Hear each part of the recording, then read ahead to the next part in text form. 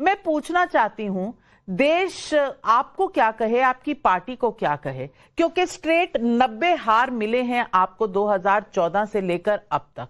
अब 2011 से लेकर अब तक, अब 90 हार के बाद, बल्कि दिल्ली के ही चुनाव अभी हुए थे, 3 बार लोकसभा में 0, 3 बार जो दिल्ली के स्टेट असेंबली इलेक्शन है उसमें 0।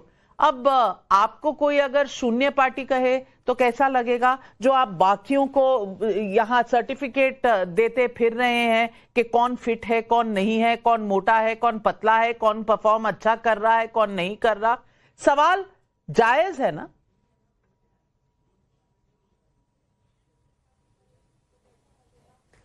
नविका जी, मुझे लगता है कि कम्युनिकेशन हेड पवन खेड़ा जी ने ट्वीट के माध्यम से पार्टी के स्टैंड को बिल्कुल क्लियर कर दिया है और ये पार्टी का निजी विचार नहीं है। मैं फिट हूं, आप भी फिट है, राधिका खेड़ा जी भी फिट है। अब किसी अवसाद की अवस्था में किसी कुपोषित व्यक्ति का क्या मानसिक बयान है, इसका अच्छा प्रत्युत्तर स्वयं श्री शमा जी ही कर सकती हूँ। अपनी पार्टी के पर्सन के तौर पर मैं ऐसे किसी भी बयान को जस्टिफाई नहीं करती। दूसरा, आपने खिलाड़ी और खिलाड़ियों के बारे में जिक्र किया। मुझे लगता है जब भारतीय जनता पार्टी की सरकार ने बूटों तले ओलंपिक विजेता लड़कियों को अपने पांव तले कुचला, तब भूषण शरण सिंह को गोद में सरकार ने ही बिठा रखा था। अभी भी विनेश फोगाट ने जब प्रदर्शन किया, अपने बाल काट लिए, अपना खून निकाल लिया। पीटी उषा जी भी थी और नीता अंबानी जी भी फ्लाई करके गई थी। आपको भी उस घटना को विषय संज्ञान में होगा।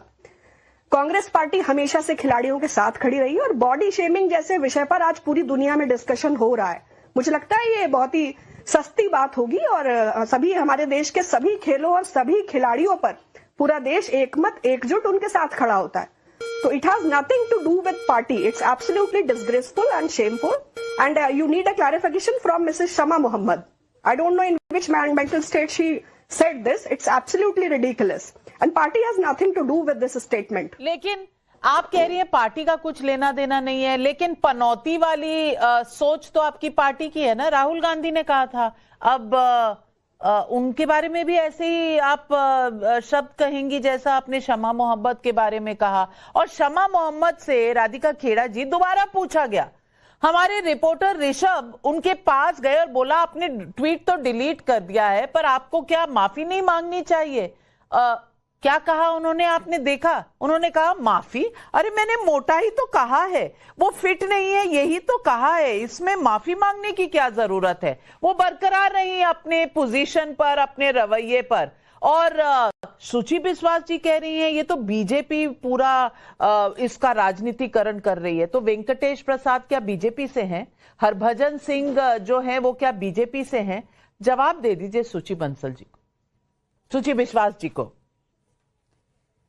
सभी को नमस्कार, सभी को नमस्कार। नाविका जी, आपको याद होगा 11 नवंबर 2022 नांदेड़ महाराष्ट्र में। अच्छा, अरे सुनिए ना, सुनिए मैडम, आपका नाम राधिका नहीं है, सुनिए। 11 नवंबर 2022 नांदेड़ महाराष्ट्र में सुची जी की जो पार्टी के मालिक है राहुल गांधी, उन्होंने एक भाषण दिया था। उस भाषण में उन्होंने अपने केदारनाथ का एक्सपीरियंस गिनवाया, जिसमें उन्होंने कहा बॉडी शेमिंग करते हुए एक आरएसएस के बड़े नेता का नाम नहीं लिया और कहा कि मैं जब केदारनाथ गया तो मुझे वहां पे एक आरएसएस के बड़े नेता मिले जिनका वेट 100 किलो था। 4 बार उन्होंने गिनवाया, उनका वेट 100 किलो था। तो अगर शमा मोहम्मद आज किसी के ऊपर बॉडी शेमिंग की टिप्पणी करती है तो सीख कहां से आ रही है, कहां से डीएनए में ये कांग्रेसी नेताओं के अंदर आ रहा है, ये साफ है। तो क्या पवन खेड़ा एक स्टेटमेंट ये भी इशू कर देंगे कि जो 2022 में राहुल गांधी ने भाषण दिया था वो भी राहुल गांधी की पर्सनल स्टेटमेंट थी?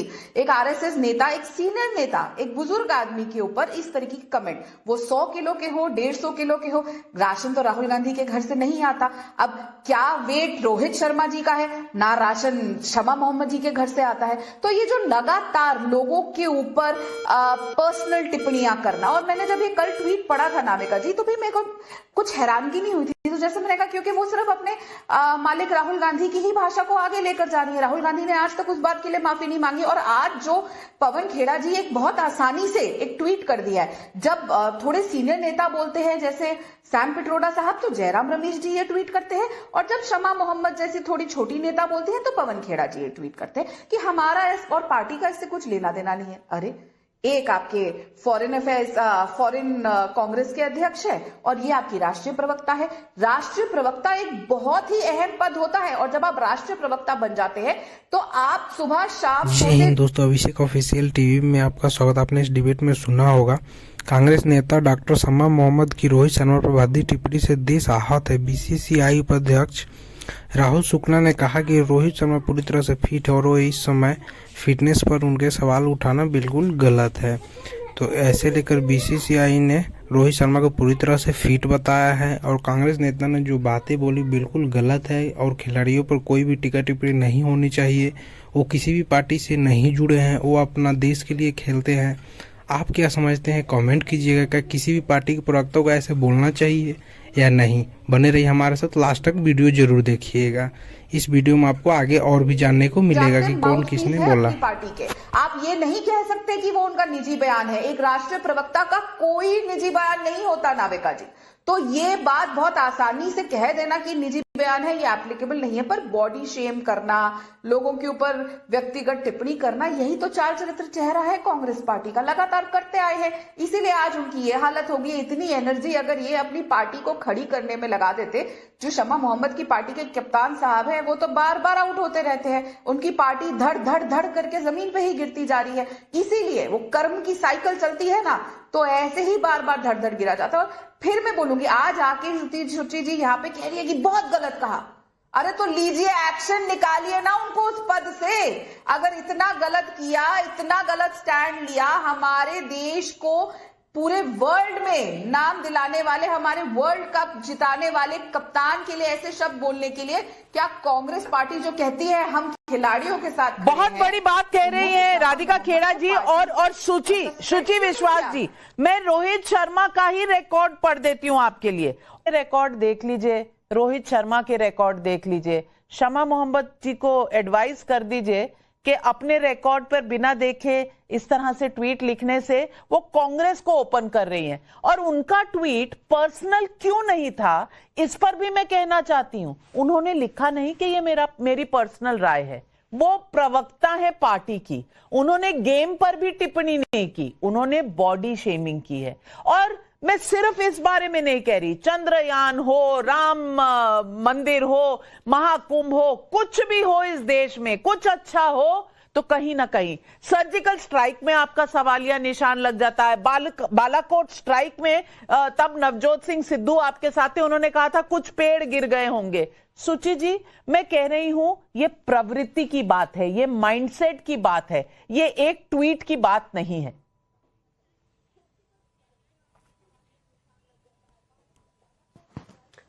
आपने बताया दोस्तों, अगर आप यहाँ तक आए तो हमें उम्मीद आपको वीडियो काफी पसंद होगा। आपसे रिक्वेस्ट रही कि आप हमारे चैनल को सब्सक्राइब करके वीडियो को लाइक कर दीजिएगा, बेल आइकन घंटी को प्रेस करना मत भूलिएगा ताकि ऐसी वीडियो आपको हमेशा मिलती रहे। और जाते जाते इस वीडियो को शेयर जरूर कीजिएगा ताकि सारे लोग इस वीडियो को देख सकें। दोस्तों, ये डिबेट टाइम्स नव भारत के स्टूडियो में चल रहा था। नायिका कुमार, चीफ एडिटर आए हुए लोग हैं राधिका खेड़ा, सुची विश्वास, राजकुमार भाटी, तौसीफ खान, विवेक श्रीवास्तव, हर्षवर्धन त्रिपाठी। यहाँ पर डिबेट चल रहा था रोहित शर्मा को लेकर। जो कांग्रेस प्रवक्ता ने बोला है वो अच्छा नहीं है, हर कोई इसकी निंदा कर रहा है।